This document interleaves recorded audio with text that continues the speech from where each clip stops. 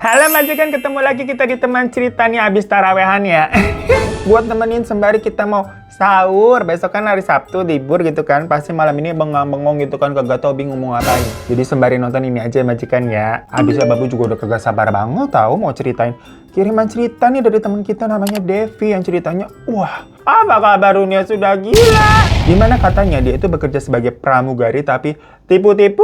Nah lo pasti pada kaget kan, maksudnya bagaimana? Ya Devi sendiri mengaku sebenarnya sejak awal dia ini nggak pernah punya cita-cita hidup di dunia gelap. Semuanya tuh pelan-pelan terbentuk karena memang keadaannya, lingkungannya, dan pilihannya makin lama nih memaksanya begitu. Umurnya kala itu belum terlalu tua gengs, masih di akhir 20-an alias 28. Ya kalau mau diceritain katanya panjang Van, sampai gimana ceritanya dia kok bisa kerja. Awalnya nih di sebuah tempat prostitusi yang kelas bawah begitu, ada di pinggiran kota. Dibilang kita kagak usah sebutin daerah nama apa sih? Kita kagak usah sebutin tempat nama daerahnya, nama daerah tempatnya, nama daerah dari tempatnya, begitulah. Pokoknya di tempatnya itu katanya pelanggannya nih kebanyakan datangnya ya pakai motor butut, bajunya juga lusuh, dan pasti selalu nawar begitu, macam kayak lagi beli sayur di pasar. Padahal kan ini orang ya. Maksudnya sebagai wanita, Devi ini mengakui dia ini udah kayak nggak ada harga dirinya, ditawar-tawar. Ya tapi ujung-ujungnya mah tetap hal itu dilakukan juga sama dia. Dimana setiap malam Devi ini selalu duduk tuh di kursi plastik, pakai dress yang sama berkali-kali digunain itu terus, dan menunggu siapa aja nih yang mampir. Dimana setiap harinya ya begitu-begitu aja penghasilannya. Uangnya ini cukup untuk makan aja, bayar kosan sempit, dan sedikit tuh buat dikirim ke kampung biar ibunya nggak terlalu curiga lah dia kerja apa di kota. Kadang ada pelanggan yang baik, tapi lebih sering juga pelanggan tuh pada kasar, pelit, tapi banyak maunya. Gak kayak majikan kita semua baik-baik begitu kan. Tutur katanya lembut, komen-komennya indah, udah subscribe, gak skip-skip iklan. Ya pokoknya hal itu tuh membuat si Devi sadar kalau hidup seperti itu tuh gak akan pernah membuat kehidupannya membaik. Karena di kepala ini mulai muncul satu pikiran yang sederhana tapi mengganggu. Kalau pelanggannya nanti orang kaya, pasti hidupnya bisa berubah lah. Masalahnya orang kaya mana sih yang mau datang ke tempat murahan seperti tempat kerjanya si Devi? Tapi sebenarnya ada loh yang murah tapi nggak murahan, yaitu Holy Grail Deus Spray Serum. Ini tuh yang versi upgrade gengs terbaru ya dari Deus Spray Holy Grails. Yang sebelumnya tuh yang Deus Spray model lama tuh udah terjual lebih dari 100.000 lebih botol. Nah sekarang ini tuh formulasinya di-upgrade lagi menjadi lebih friendly untuk semua jenis kulit. Termasuk kulit yang sensitif juga sekarang bisa pakai. Ya mungkin abis ini kejualnya bisa lebih dari 200.000 botol kali ya, karena semua orang bisa pakai nih, mau kulit sensitif juga bisa.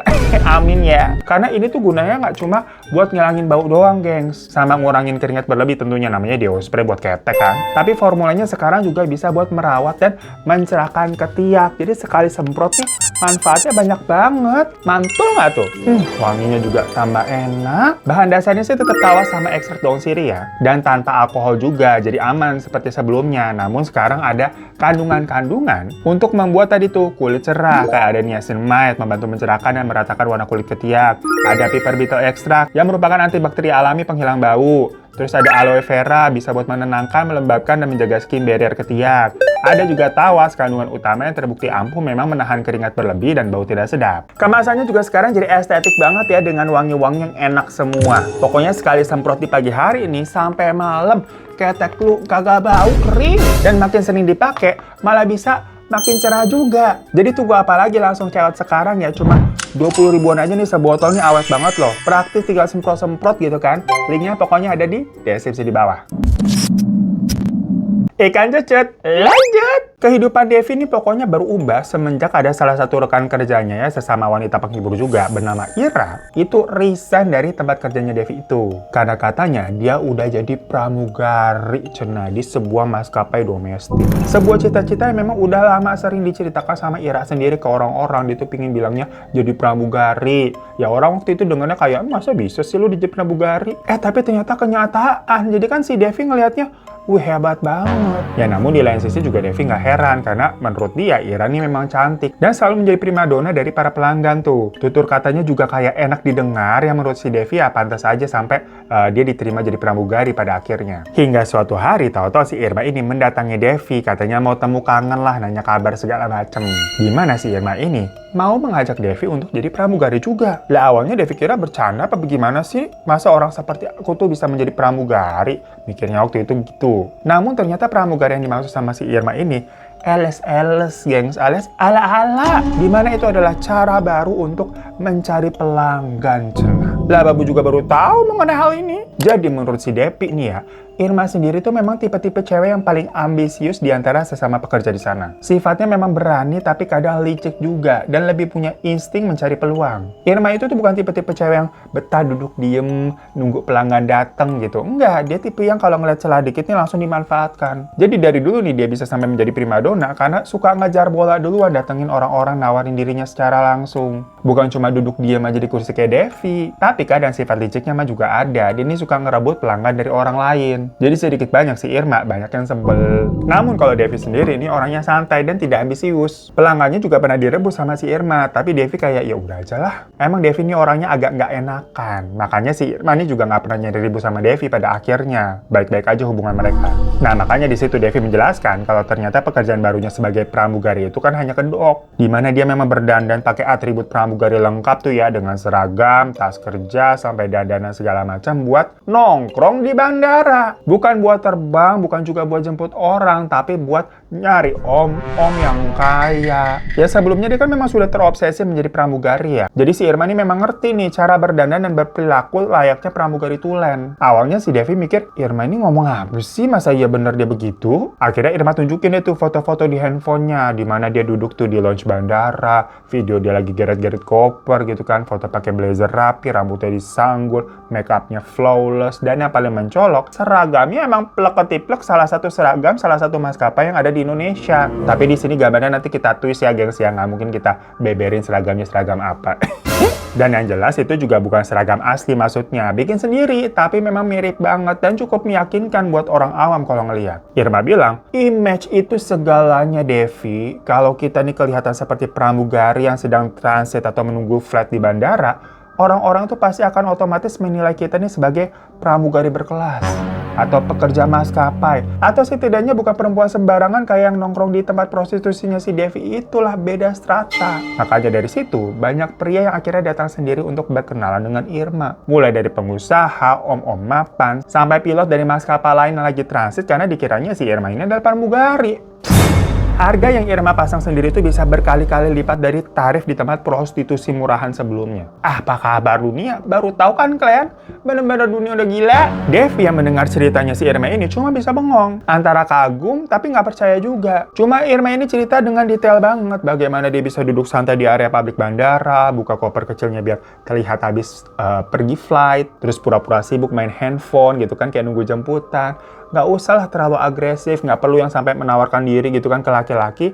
Cukup terlihat elegan dan misterius, yang mana nih main mata sedikit kalau ada target, udah kepatil. Targetnya akan datang sendiri ngajak ngobrol dan kenalan. Ya dari situ si Devi pokoknya percaya. Karena pas Irma nemuin dia tuh, Irma nih bawa tasnya bukan lagi tas pasar, tas murahan, nggak main. Tapi tas branded second yang kelihatan memang mahal. Sepatunya bersih, rambutnya rapi, bagus. Pokoknya bener-bener Irma yang berbeda lah. Kalau Irma nggak bilang dia adalah pramugari bohongan, Devi pasti akan menyangkanya Irma ini beneran pramugari sekarang kerjaannya. Makanya Devi yang hidupnya masih stuck di kursi plastik dan lampu remang-remang ini mulai merasa iri, tapi ya juga penasaran. Dan memang tujuan Irma ketemu sama si Devi itu buat ngajakin bareng yuk kita jadi pramugari-pramugarian. Kenapa? Karena Irma ini butuh squad pramugari alias grup pramugari lah istilahnya. Karena dia udah keseringan terlihat sendirian di bandara. Takutnya ada yang curiga kayak, kok ini sendirian terus pramugarinya? Dimana biasanya kan kalau pramugari terbang itu ada rekanannya dong. Biasa kan kita kalau ngeliat pramugari di jalan tuh di bandara kan bergerombol gitu. Tak tok cantik begitu ya. Makanya deh si Irma ini ngajakin si Devi juga. Karena kan Devi ini adalah salah satu orang tadi kita bilang nggak pernah ribut sama si Irma. Malahan Irma nanya ke Devi, kira-kira siapa lagi yang bisa diajak ya? Perkara nyatanya si Devi ini minimal bertiga lah biar beneran kayak grup penerbangan. Biasanya kan satu pesawat tuh ada 2-3 pramugari. Devi mikir tuh dan dia kepikiran ada rekan kerja mereka juga namanya Yuli. Sama Yuli ini tipe-tipe yang cukup polos dan nggak suka nyari ribut, nggak punya masalah sama si Irma ah. Jadinya Irma setuju. Ya di awal Devi sama Yuli takut-takutan. Merasa hal itu tuh terlalu berani dan terlalu beresiko, nanti kalau ketahuan bagaimana. Apalagi kan mereka juga nggak kayak Irma yang memang dari awal ngerti banget sama dunia pramugari karena obsesinya. Tapi Irma ini meyakinkan kalau mereka akan diajarin kok sampai bisa. Intinya si Irma itu menawarkan kehidupan yang lebih baik, gengs. Karena itu akhirnya si Devi sama Yuli mengiyakan. Long story short, setelahnya untuk pertama kalinya Devi dan Yuli datang tuh ke bandara. Ya bersama Irma pastinya ya. Sebelumnya mereka berdua nih, Devi sama Yuli, kagak pernah yang namanya naik pesawat, jadi boro-boro gitu ke bandara juga nggak pernah. Di sini lagi-lagi untuk bandaranya dan kotanya kita samarkan ya gengs ya, biar aman. Ya mereka ini setelah didandanin segala macam tuh pakai seragam, make up gitu kan, dengan properti pramugari yang lengkap, terlihat sangat meyakinkan. Mereka bertiga duduk tuh di kursi area keberangkatan, dan di situ Devi ini merasakan atmosfer bandara tuh beda banget ya dari tempat kerjanya. Karena kan dilihat nih orang-orangnya rapi, wangi, sibuk gitu kan, dengan koper gitu, geret-geret segala macem. Yang mungkin pada pakai Holy Grail Deo Spray kali ya.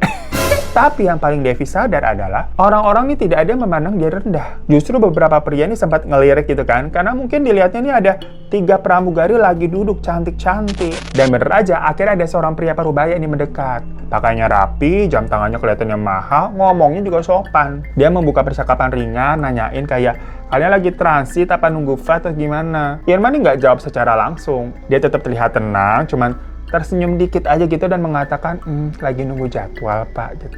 Bisaan aja si Irma ya. Dari situ percakapan mengalir elegan aja gitu, tanpa kesan no transaksi. Devi yang duduk di sebelah Irma mah deg-degan. Tapi dia juga mempelajari itu, mulai paham strateginya si Irma. Ternyata semuanya tentang ilusi, gengs. Ilusi status, ilusi pekerjaan, dan ilusi kelas sosial. Dimana setelah itu bener-bener smooth, gengs. Gak terjadi apa-apa ya. Karena kan image-nya ini mereka pramugari yang mau terbang, bukan yang langsung mau diangkut ke hotel. Tetap mempertahankan image pramugari tapi bisa di booking. Jadi ya mereka tukeran nomor dulu, baru setelahnya berlanjut di luar bandara. Ada cerita-cerita begini ya, jadiin film aja kata gue mah. Setelah udah belajar dan observasi nih, beberapa minggu setelahnya, Devi dan Yuli udah paham gimana caranya bersikap layaknya seperti pramugari betulan agar terlihat meyakinkan dan siap terjun dalam permainan seperti Irma. Mereka bertiga sering tuh duduk bareng-bareng di bandara dengan seragam yang rapi, selalu bawa koper kecil juga, terus bawa tas mahal. Yang seolah-olah pokoknya mereka ini grup pramugari lagi nunggu jadwal terbang. Dan semakin mereka sering datang, mereka ini semakin natural gitu kan, terbawa perang, udah berasa pramugari beneran. Mereka juga bahkan jadi hafal tuh jadwal rame sama sepi di bandara tuh kapan aja, jam-jam mana yang banyak pebisnis datang, dan waktu-waktu mana yang pilot-pilot nih pada transit ke kafe-kafe mana juga yang sering didatengin.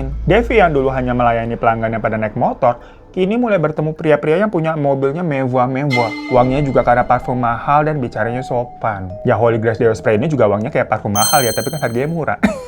Masuk! Uang yang dihasilkan juga jadi jauh lebih besar. Dalam waktu beberapa bulan aja, dia bisa membeli tas branded walaupun bekas ya, yang cukup mahal buat dia untuk menunjang penampilannya. Sesuatu yang bahkan dulu dia nggak pernah bayangin punya tas kayak begitu. Karena di pekerjaan yang sekarang, tasnya itu bukan sekedar lagi barang, tapi alat kamuflase. Semakin meyakinkan penampilannya, semakin tinggi tuh harga yang bisa dia pasang.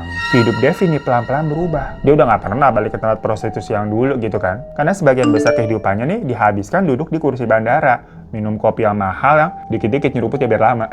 Hanya demi membangun image.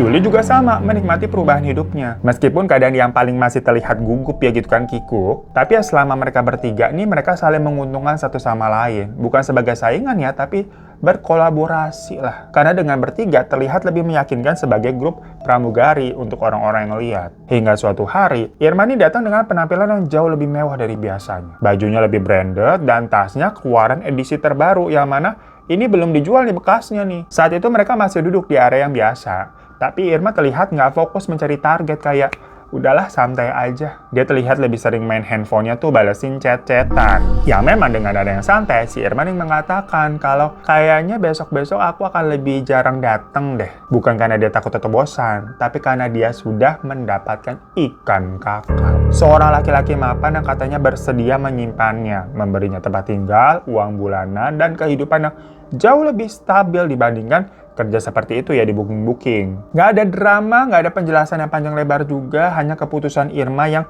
mau menyampaikan itu aja ke teman-temannya. Karena memang target mereka pada saat itu ya kalau bisa ada yang mau nyimpen, bukan hanya sekedar bookingan semalam 2 malam. Yang pastinya hidup akan lebih terjaga buat mereka. Simpanan no, anianies.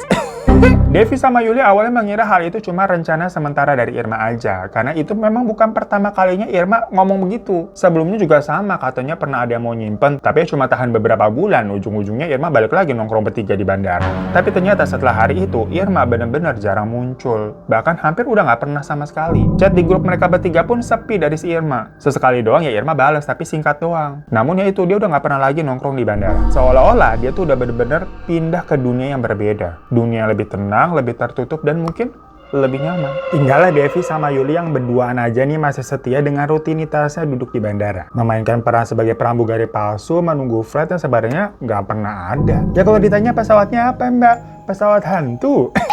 Awalnya mereka merasa semuanya berjalan normal. Pelanggannya tetap datang, uang tetap mengalir, dan image mereka juga masih terjaga. Tapi tanpa kehadiran si Irma nih, suasana terasa sedikit kosong dan Devi kelimpungan. Karena Irma ini kan seperti otak dari strategi itu. Dia yang paling berani, paling paham situasi, dan paling tahu harus bersikap gimana di tempat publik seperti bandara. Nah sekarang si Devi ini mulai merasakan adanya tekanan yang berbeda. Dia harus lebih aktif nih membaca situasi, harus lebih pintar menjaga image, dan lebih berhati-hati agar tidak mencurigakan. Meskipun begitu, dia tetap datang tuh hampir setiap minggu, duduk di kursi yang sama, membawa tas merahnya, dan pura-pura lah seperti pramugari pada umumnya. Di kepalanya ini ada satu hal yang berputar. Selama uangnya besar, semua itu akan tetap dia jalani. Dan selama orang-orang percaya kalau dia adalah pramugari yang sedang menunggu penerbangan, ya udah, maka ilusi itu akan tetap selalu hidup. Sekitar 2 bulan nih semenjak Irma benar-benar udah hilang dari rutinitas bandara, hidupnya Devi ini berjalan semakin sepi. Karena si Yuli akhirnya punya pelanggan tetap yang tinggal di Bali. Jadi dia sering banget tuh untuk terbang ke Bali menemui pelanggannya itu. Baru-baru jadi cewek udara gitu istilahnya, Yuli tektokan terus tuh ke Bali. Setelah sebelumnya naik pesawat aja padahal dia gak pernah. Tapi Yuli ini tidak disimpan seperti Irma ya, jadi dia ke Bali itu kalau memang dipanggil aja. Sementara kalau Yuli lagi di Bali, ya Devi datang ke bandaranya sendirian. Dia duduk di kursi yang itu juga, megang kopi yang tadi tuh minumnya dikit-dikit aja biar bisa lama di kafe. Yang jelas sendirian di tengah keramaian seperti itu memang lebih terasa aneh ya dilihatnya ya daripada waktu itu mereka duduk bertiga. Nggak heran makanya Irma ini mengajak dia sama Yuli untuk bergabung biar kelihatan rame. Nah sampai ada waktu di bandara ini nggak terlalu sibuk gengs. Ya Devi duduk seperti biasa, mainin HP gitu kan, pura-pura sibuk. Tiba-tiba ada seorang pria mendekat. Usianya sih terlihat sekitar 40-an. Wajahnya matang, rapi, dan punya aura yang sulit Devi jelaskan. Gimana ya, bukan tipe-tipe om-om genit yang pada biasanya langsung to the point, tapi lebih seperti pria yang mapan, ngomongnya sopan, teratur gitu. Pokoknya namanya Om Surya. Cara dia membuka percakapan juga halus banget. Nggak langsung bertanya hal-hal pribadi yang basa-basi dulu gitu kan, ngomongin tentang jadwal flight dan kesibukan. Devi yang memang sudah terbiasa nih memainkan peran sebagai pramugari, langsung masuk tuh ke dalam karakternya yang ceritanya lagi transit gitu loh, udah nggak canggung lagi. Dari situlah obrolan mengalir, sampai tukeran nomor telepon dan beberapa kali bertemu setelahnya. Hubungan mereka terbilang berkembang dengan cepat. Apalagi Om Surya nggak pernah nawar sama sekali, gengs. Bahkan sering ngelebihin bayarannya. Dia nggak pernah berkata kasar, gentleman banget. Bahkan dia juga nggak pernah kayak to the point langsung ngajakin ketemuan di hotel, nggak begitu. Mainnya sangat halus, dimana ngajak Devi makan di restoran mahal dulu, di traktir belanja dulu, baru abis itu ke hotel. Namun yang jelas, treatment si Om Surya ini adalah sesuatu yang belum pernah Devi rasakan sebelumnya. Semuanya ini jadi terasa mimpi yang terlalu rapih gitu loh. Too good to be true. Sampai suatu malam saat mereka lagi berduaan nih, Om Surya dengan santainya ngomong menawarkan sesuatu yang membuat Devi bener-bener tergiur, yaitu sebuah apartemen di kawasan segitiga berlian. Senin harga naik. Ternyata si Om Surya agen properti. Nggak begitu ya, bohong. Maksudnya Om Surya bilang, si Devi ini kamu udah nggak perlu repot lagi kerja. Alias dengan kata lain disuruh resign dan mau disimpen sama si Om Surya. Kayak si Irma. Apa nggak berasa kejatuhan durian nomplok si Devi kala itu yang langsung mau lagi ya? Dirinya selama ini hidup di kos-kosan sempit dengan tembok yang lembab berjamur, tiba-tiba pindah ke sebuah apartemen dengan view gedung-gedung tinggi, lobinya wangi, fasilitasnya lengkap, bener-bener seperti mimpi, Van, kata si Devi. Terlalu sempurna untuk seorang seperti dia. Mimpi kali ya? Di malam pertama dia pindah, semalaman pokoknya dia memandangi tuh pemandangan kota-kota tuh, gedung-gedung tinggi gitu kan, sampai matahari terbit. Saking nggak percayanya dengan semua yang dia alami. Bener nih sekarang gue tinggal di tempat begini nih. Tapi di balik kesempurnaan itu, ada detail-detail kecil yang sebenarnya adalah sebuah pertanda. Tapi awalnya tidak dipikirkan sama si Devi. Kayak dia sempet tuh nemuin di lemari itu masih ada beberapa baju wanita. Terus di laci meja riasnya juga ada lipstik. Di rak kamar mandi masih ada sisa parfum mahal yang udah setengah habis. Bahkan ada sendal wanita dengan berbagai ukuran yang beda-beda. Awalnya Devi menganggap semua itu normal. Pasti kayak, lah ini mah bekas simpanan sebelumnya kali. Bekas aneh-aneh lain yang pernah tinggal di situ juga. Ya gimana pun Devi nggak terlalu naif lah. Dia juga tahu kalau Om Surya ini bukannya tipe-tipe setia banget pasti. Ya laki-laki yang ngebuking perempuan istilahnya gitu ya. Ya bukan laki-laki ya bukan laki-laki baik-baik. Kan awalnya si Devi di booking sebelum dia disimpen. Jadi Devi berpikir untuk menikmati semua ini dulu aja lah selagi dia masih disimpen. Malahan Devi sempat ada pemikiran, dia merasa bangga seolah-olah tuh dia sekarang berada di level yang sama dengan perempuan-perempuan dulu nih, mungkin hidupnya lebih mewah darinya. Karena balik lagi, asalnya si Devi ini kan dari tempat yang bener-bener Bronx gitu loh. Ya pokoknya ini adalah cerita hatinya si Devi ya majikan ya. Di awal-awal Om Surya juga rutin tuh datang dan selalu membawa sesuatu, kadang bawa makanan mahal, kadang hadiah kecil, kadang ya buat berduaan aja. Tidak ada yang aneh dari sikapnya, bahkan terlalu baik dan sangat perhatian. Sampai suatu malam, Om Surya ini datang seperti biasa bawain makanan mahal, steak gitu kan untuk makan malam. Aromanya enak seperti kayak dari restoran premium. Ya udah mereka makan gitu kan. Devi sendiri belum pernah tuh makan steak yang rasa dagingnya enak empuk banget begitu. Sampai di suapannya kira-kira ketiga gitu kali ya, lidahnya seperti menyentuh sesuatu yang aneh. Dan pas dia tarik, oke rambut, tapi bukan rambut manusia gengs, melainkan kayak rambut hewan karena terlihat dari warnanya tuh warna coklat, kasar juga dipegang agak kaku. Lah rambut apa nih? Ya dia buanglah rambutnya, dimana Om Surya bilang udah nggak usah diterusin lagi makanannya. Saya ini mau protes ke restorannya kok ada begituan di makanan. Ya jujur sebenarnya dalam hati, Devi sebenarnya nggak terlalu kenapa-napa, bukan masalah besar lah baginya. Dia bukan tipe-tipe cewek yang jijian kan ada rambut di makanan. Walaupun itu bukan rambut manusia ya, kayak rambut hewan soalnya. Ya cuma dia ya udah nyetop makanannya karena harus menjaga image-nya. Namun sejak malam itu, sesuatu berubah. Awalnya ini ada gangguan-gangguan kecil yang terasa, tapi perlahan gangguannya ini menjadi sulit Devi abaikan. Karena setelah hari itu, Devi merasa seperti ada yang memperhatikan dirinya tuh kalau dia lagi ada di dalam unit apartemen. Tapi ya di sana kan gak ada siapa-siapa selain dirinya. Jadi kayak ada perasaan terus tuh ada yang ngeliatin terus dari belakang. Sampai di malam-malam berikutnya, dia sempat mendengar ada suara aktivitas dari kamar lain. Jadi apartemen itu kan 2 kamar, dan Devi di kamar utama. Di sebelah tuh, yang ada siapa-siapa Devi sendirian. Pas dengar kayak kok ada yang beraktivitas di sebelah ya, Devi mulai mencoba menenangkan dirinya aja, menganggap semua itu mungkin efek sugesti karena di tempat baru gitu kan, hidup baru. Atau mungkin itu suara dari unit sebelah sebetulnya. Tapi makin lama gangguannya makin jelas. Suatu malam nih, waktu dia lagi berdiri di balkon gitu kan, melihat lampu-lampu kota lagi bengong. Dari sudut matanya nih, dia melihat ada sosok perempuan berdiri di ujung balkon lain. Jadi deretannya sama kayak 2 unit lah jaraknya dari tempat dia berdiri. Rambutnya panjang, bajunya tipis kayak baju tidur. Berdiri aja menatap pemandangan. Ya Devi mikir itu penghuni unit situ kan. Tapi di detik berikutnya, sosok itu tiba-tiba luncur. Nggak pakai apa-apa gitu kan, dari berdiri, tau-tau manjat pagar pembatas, habis itu lompat-loncat. Ya di situ nafasnya Devi kayak berhenti. Dia menunggu suara panik dari bawah gitu kan, kalau ada orang yang jebrak gitu. Tapi nggak ada suara teriakan apa-apa, sunyi. Ya sewaktu dia lihat ke bawah, emang kayak nggak ada orang jatuh udah. Aman-aman aja. Buru-buru Devi tapi ke lobby gitu kan buat ngecek ke jalan.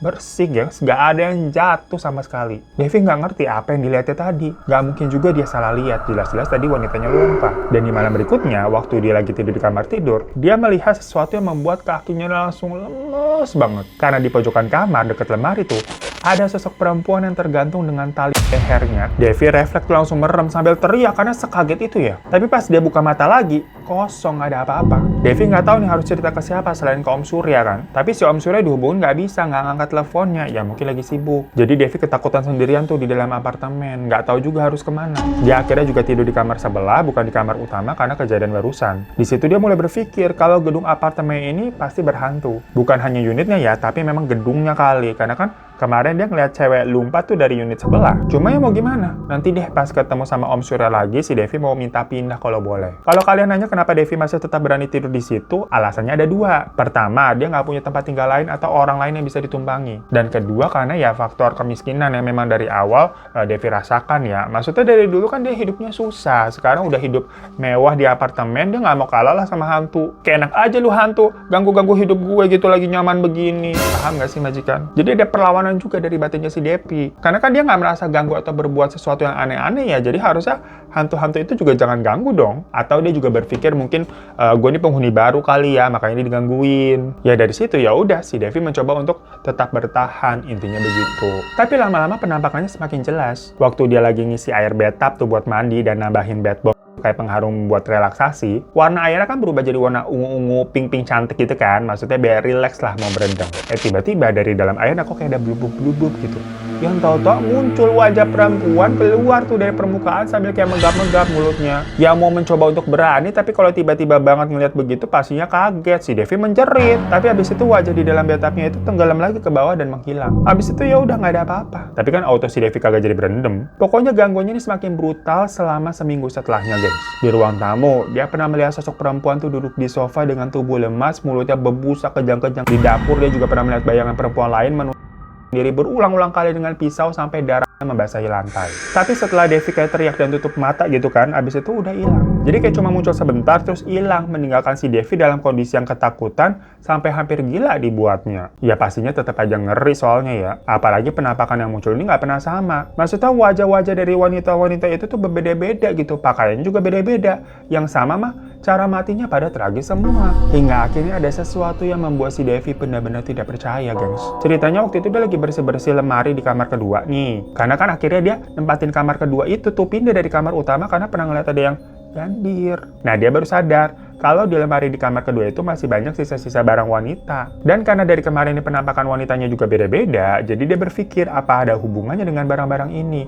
Dia kumpulin lah semuanya. Sampai dia menemukan ada sebuah pouch makeup kecil gitu, yang jelas punya wanita dong pouch makeup. Pas dibuka, Devi gemeteran banget. Isinya bedak, parfum kecil, sama lipstick. Yang mana ini lipstick dia kenal banget. Perkara itu lipstick milik Irma. Bukan cuma mirip ya, mungkin kan lipstick punya siapa aja gitu. Tapi ya ini benar-benar milik Irma karena ada inisialnya yang pernah Irma tunjukkan juga dengan bangga. Dia waktu itu pernah beli lipstick tersebut tuh karena lipstiknya mahal. Jadi dari tempat lipstiknya ini bisa digrafir nama. Ya Devi terdiam lama kan ngeliat itu kan, jantungnya kayak dek kok bisa nih ada barangnya Irma di sini. Karena setaunya Irma kan nggak pernah sekalipun mengunjungi dia di apartemen itu. Bahkan Irma sudah berhenti jualan di bandara tuh jauh sebelum si Devi mengenal Om Surya juga. Bagaimana mungkin tapi ada barangnya si Irma di dalam lemari nih? Ya Devi mikir jawabannya paling masuk akal, mungkin sebelumnya si Devi ya pasti pernah ke apartemennya ini, pernah sama Om Surya juga. Makanya langsung dia malam itu ketika Devi menemukan pouch makeup milik Irma di dalam lemari, dia langsung menghubungi si Irma. Di telepon panggilan pertama nggak diangkat. Nyoba lagi kedua gitu kan, masih nggak diangkat. Akhirnya Devi kirim pesan yang langsung to the point aja gitu, motoin tuh lipstiknya si Irma. Baru di situ dibalas sama Irma, jangan telepon, kita ketemu aja. Ya udah akhirnya mereka janjian di sebuah kafe yang masih buka kala itu jam 9. Ingat banget gua, Van, kata si Devi. Karena udah mendekati jam tutup, jadi kondisi kafenya memang lumayan sepi. Dan pada saat si Devi sampai, Irma udah ada tuh di pojokan duduk. Nggak pakai basa-basi panjang, begitu Devi juga duduk, dia keluarin tuh pouch makeupnya ke meja. Irma diem aja gitu kan, tapi mukanya kayak udah nahan nangis. Bolak-balik dia nyeruput minumannya gitu kan, kayak mau mempersiapkan diri lah untuk cerita. Akhirnya, Irma mengakui kalau orang yang menyimpan dia dan membuatnya nggak jual diri lagi di bandara itu adalah Om Surya. Dia juga sempat tinggal di apartemen yang sekarang lagi si Devi tempati. Waktu itu dia diberi uang bulanan, hadiah mahal, dan kehidupan yang terlihat sempurna dari luar. Awalnya pastinya dia merasa beruntung, merasa naik kelas, merasa dia telah menemukan jalan keluar dari dunia bookingan murahan yang harus selalu ganti-ganti pasangan. Tapi semua berubah setelah beberapa minggu tinggal di apartemen itu, gengs, di mana penampakan mulai muncul. Persis seperti yang dialami sama si Devi. Perempuan yang dilihat kan berbeda-beda dengan cara kematian berbeda-beda juga, tapi semuanya selalu perempuan, memang nggak ada hantu laki-laki tuh. Nah si Irma awalnya mengira unit itu berhantu. Sampai suatu hari dia mendatangi seorang dukun tempat dia dulu pernah masang susuk untuk ya menunjang penampilan, namanya jual diri ya, dengan maksud untuk meminta jimat buat ngusir makhluk-makhluk itu. Namun ternyata menurut si dukun nih, Om Surya itu bukan sekedar pria mapan yang suka menyimpan perempuan, tapi dia juga menyimpan sebuah rahasia di mana dia menjalankan pesugihan yang membutuhkan tumbal bergilir. Bukan tumbal sekali terus selesai, tapi berulang. Di mana penampakan-penampakan yang dilihat sama si Irma ataupun Devi itu adalah korban-korban dari Om Surya. Om Surya memang selalu menargetkan perempuan yang hidupnya sendirian, punya masa lalu gelap, dan mudah diputus dari lingkungan sosialnya untuk bisa dengan mudah dibawa ke apartemen itu. Karena apartemen itu bukan sekedar tempat tinggal, tapi semacam wadah saksi bisu untuk melakukan penimbalan. Jadi penampakan yang muncul ini bukan hantu acak kebetulan aja ya, tapi jejak-jejak dari perempuan-perempuan yang pernah disimpan sebelum mereka ya akhirnya tidak kuat dan berakhir dengan kematian tragis yang disamarkan seperti bunuh diri, ada overdosis, kecelakaan, gandir, dan sebagainya. Dari situ makanya Irma mengetahui kebusukan dari Om Surya, di mana Irma yang saat itu menjadi targetnya sempat mengancam Om Surya. Dia bilang akan menyebarkan semuanya. Dia juga akan melaporkan mengenai kematian dari perempuan-perempuan sebelumnya dan akan membongkar siapa sebenarnya Om Surya ini ke kantornya. Tapi yang dia dapat bukan ancaman balik yang kasar dari Om Surya ya, justru sebaliknya gengs. Om Surya ini ngasih uang dalam jumlah besar yang tidak pernah Irma bayangkan seumur hidupnya. Dan ada sebuah kalimat yang diucapkan sama Om Surya juga dengan sangat tenang kepada Irma ya, yang membuat si Irma ini berpikir 2 kali. Bahwa melawannya itu tidak akan mudah, karena dia ini punya uang dan dilindungi banyak relasi. Jadi kalau kamu masih mau selamat, terima uang ini dan cari pengganti kamu untuk dijadikan korban yang baru. Soalnya waktu itu ceritanya metodenya sama, gengs. Dimana Irma ini memakan stik dan mendapati adanya rambut coklat yang kalau kata dukunnya, pesugihan Om Surya itu sepertinya menggunakan pesugihan kera. Karena bulu yang diselipkan di dalam makanan itu adalah bulu kera untuk dimakan oleh si target alias Irma ya. Dan waktu itu Irma ini memiliki 100 hari sebelum nyawanya ditarik semenjak makan bulu kera tersebut. Makanya abis makan kan dia mengalami teror-teror dari penampakan-penampakan korban-korban sebelumnya sampai hampir udah gila. Di situ pokoknya Irma disuruh cepat-cepat cari pengganti dirinya sebelum 100 hari. Ya karena kalut dan bingung, terfikirlah si Irma nih akan si Devi untuk menjadi penggantinya. Dia bilang ke Om Surya, ada nih Om, seorang perempuan yang sama kayak dia. Sering nongkrong di bandara, punya image bagus, hidup sendirian, dan mudah diputus dari lingkungannya. Om Surya sangat tertarik mendengarnya bahkan sebelum bertemu dengan Devi. Jadi sejak pertemuan pertama di bandara nih, sebenarnya Devi memang sudah jadi target yang dipilih. Mendengar itu semua, Devi hanya duduk mematung kayak nggak percaya gitu loh. Rasa takut tuh berubah menjadi rasa kecewa karena dihianati. Itu tuh jauh lebih menusuk katanya. Tega kamu Irma. Ya Devi menangis saking kecewanya gengs. Lalu Irma yang kayak nggak bisa menatap si Devi, itu mengatakan sesuatu yang lebih kejam lagi. Dia bilang, Devi, kamu masih punya waktu, cari pengganti kamu. Kalau tidak, semua penampakan yang kamu lihat akan semakin nyata, semakin dekat dan pada akhirnya akan terjadi ke diri kamu sendiri. Dan kalian tahu Irma menyarankan siapa penggantinya? Sisa teman mereka satu lagi, Yuli. Karena konteksnya Yuli masih sering ke bandara, masih berada di lingkaran yang sama, dan yang paling mudah dijadikan target baru. Nah pas Irma ngomong begitu, Devi langsung nyiram Irma tuh pakai air dari gelas yang macam kayak di film-film. Cetas! Gitu kan. Tapi Irma diem aja nggak ngelawan karena dia tahu dia salah. Devi langsung pulang ke apartemennya dan langsung mengamasi barang-barangnya juga. Dia mau menginap di hotel. Ya pokoknya dia udah nggak mau lah tidur di apartemen mewah itu yang taruhannya nyawa. Tapi ternyata di hotel mah sama aja. Karena Devi sebelumnya udah sempat makan bulu kera ya udah menjadi targetnya. Di hotel pun dia mengalami gangguan lagi. Waktu tidur, tahu-tahu dia merasa kayak ada yang nyentuh wajahnya gitu gengs. Pas melek nih,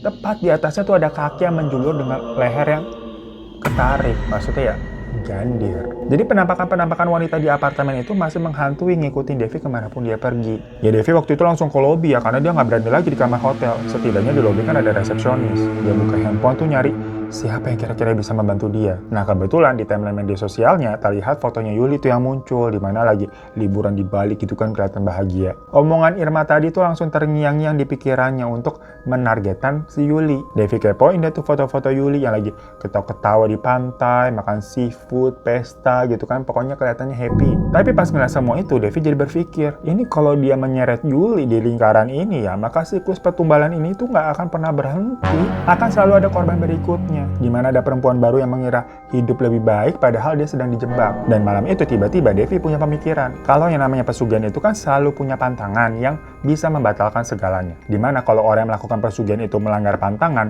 itu akan berbalik kepada dirinya sendiri. Makanya Devi langsung mencari tahu pantangan dari pesugihan kera itu apa sih? Sampai nyuruh Irma juga nanya ke dukunnya. Dan dibilang tuh kalau pantangannya sebenarnya ada beberapa, tapi yang paling fatal adalah si pelaku pesugihan itu tidak boleh menyakiti kera. Pokoknya cluenya itu guys. Akhirnya singkat cerita, seperti tidak terjadi apa-apa, Devi datang tuh ke kantornya Om Surya. Tentunya di situ ya Om Surya kaget. Devi beralasan hari itu dia ulang tahun, masa lupa si Om? Ya si Om Surya yang kebanyakan nyimpan perempuan, antara bingung kayak percaya nggak percaya, apa iya gitu ya. Dan Devi sok-sokan minta hadiah, dibelanjain tas segala macam ala-ala cewek matre lah. Dan Om Surya mengiyakan sampai ngasih kartu kreditnya buat dibelanjain sepuasnya. Jadi kayak beneran lagi ulang tahun. Dan Devi bilang nanti malam mampir ke apartemennya buat kita makan malam bareng. Ya udah di malam kedatangannya Om Surya, Dia sebenarnya kayak semacam waspada. Mungkin dipikirnya, ini si Devi kok masih terlihat kayak baik-baik aja. Beberapa kali si Om itu sempat nanya, kamu betah kan di sini? Gak ada yang aneh-aneh kan? Kayak mencurigakan banget pertanyaannya, kayak memastikan sesuatu gitu loh. Tapi ya Devi tenang aja nanggepinnya tuh. Sampai si Devi nih menyajikan masakannya, itu semur. Ya udah mereka makan tuh. Sampai-sampai Om Surya memuji masakannya Devi, bilang kayak, wah kalau enak begini nih bisa buat usaha kita buka restoran. Dan Devi cuma jawab dengan santai, ya tapi buat nyari daging kera buat disemur begini agak susah sih ya Om. Kalau ketahuan bisa-bisa dipenjara, kan ilegal. Dengar begitu, si Om Surya langsung batuk-batuk. Dia berhenti makan dan langsung nanya maksudnya apa deh. Ya Devi bilang, kalau ini semur daging kera Om. Om Surya langsung lari ke kamar mandi, muntah-muntah tuh. Dan dari situ, Devi langsung pergi keluar apartemen meninggalkan Om Surya di sana. Barang-barangnya Devi kan sebelumnya juga udah pada di hotel ya. So itu majikan cerita dari Devi yang kalau kalian mau tahu abis itu Devi pergi meninggalkan Om Surya ada kejadian apa? Pertama-tama nih, gangguan dari penampakan hantu-hantu perempuan itu udah nggak pernah Devi lihat lagi. Tapi di hotel, Devi digerebek, ditangkap polisi dia. Karena dilaporin sama Om Surya, Devi telah menghabisi kera, membunuh kera itu kan ilegal. Jadinya dia sempat ditangkap karena laporan tersebut. Dan Devi ya udah terima aja.